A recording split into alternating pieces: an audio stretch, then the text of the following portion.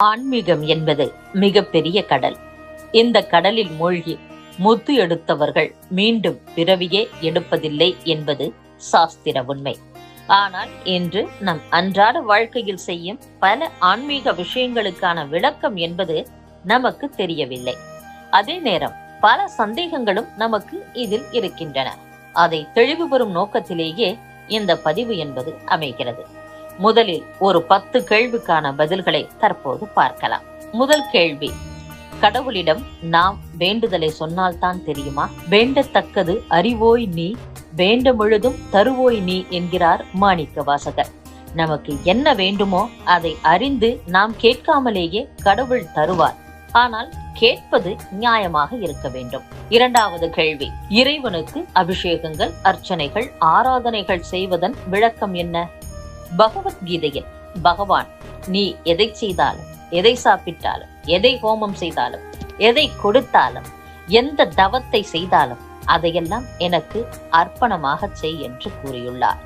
நாம் உண்ணும் உணவை இறைவனுக்கு படைப்பதும், நாம் உடுக்கும் துணியை இறைவனுக்கு உடுத்திய பிறகு நாம் உடுத்துவதும், நாம் கட்டும் வீட்டை அவன் கோவிலாக கருதுவதும் சிறந்த தெய்வ ஆராதனையாகும். நாம் நீராடி மகிழ்வதால் இறைவனுக்கும் அபிஷேகம் செய்து மகிழ்கிறோம். உண்ணும் சோறு, பருகும் நீர், தின்னும் வெற்றிலையும் எல்லாம் கண்ணன் என்கிறார் நம்மாழ்வார். இவை அனைத்தும் உன்னத மனதின் இயல்பான வெளிப்பாடுகள். இந்த ஆராதனை முறை நெடுநாளாக நமது மூதாதையர் கண்ட வழிபாட்டு சம்பிரதாயம். உலக வழக்கில் நமது மரியாதைக்கு உரியவர்கள், அன்பிற்கு உரியவர்கள், உறவினர்கள் என்ற நிலையில் இருப்பவர்களுக்கு நாம் ஏதேனும் வாங்கி கொடுக்க நினைக்கிறோம், வாங்கியும் கொடுக்கிறோம். மூன்றாவது கேள்வி, அரோகரா என்பதன் பொருள் என்ன? ஹரஹர என்பதே மருவி அரோகரா ஆகிவிட்டது. ஹரஹர என்றால் போக்குதல். எனது கஷ்டங்களையும் பாவங்களையும் போக்கி அருள வேண்டும் இறைவா என இருமுறை உறக்கச் சொல்வதே அரோகரா கோஷத்தின் பொருள். நான்காவது கேள்வி, காகம் அடிக்கடி என் தலையில் கொத்திவிட்டு செல்கிறது. இதற்கு பரிகாரம் என்ன? பித்ரு தோஷம் அல்லது சனி தோஷம் இருந்தால் இப்படி நடக்கும்.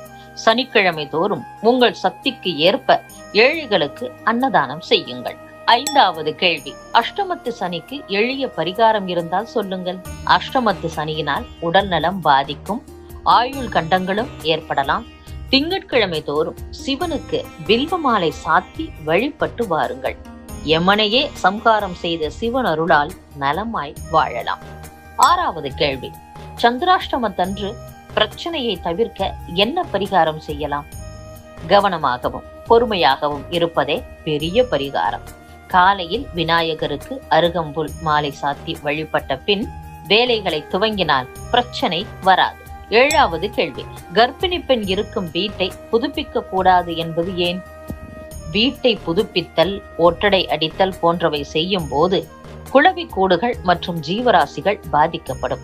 கருத்தரித்த பெண் இருக்கும் வீட்டில் ஜீவராசிகளுக்கு துன்பம் நிகழாமல் இருக்க பெரியவர்கள் இப்படி கூறியுள்ளனர். எட்டாவது கேள்வி, உப்பு வாங்க சிறந்த நாள் எது? உப்பில் லட்சுமி வாசம் செய்கிறாள். எனவே வெள்ளிக்கிழமை வாங்குவது நல்லது. ஒன்பதாவது கேள்வி, தாய் வழி குலதெய்வத்தை தனது குலதெய்வமாக மகன் வழிபடலாமா?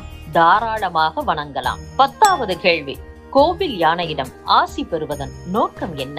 கோவில் யானை ஆணாக இருந்தால் விநாயகராகவும், பெண்ணாக இருந்தால் கஜலட்சுமியாகவும் கருதப்படுகிறது. எனவே ஆசி பெற்றால் விநாயகர் லட்சுமி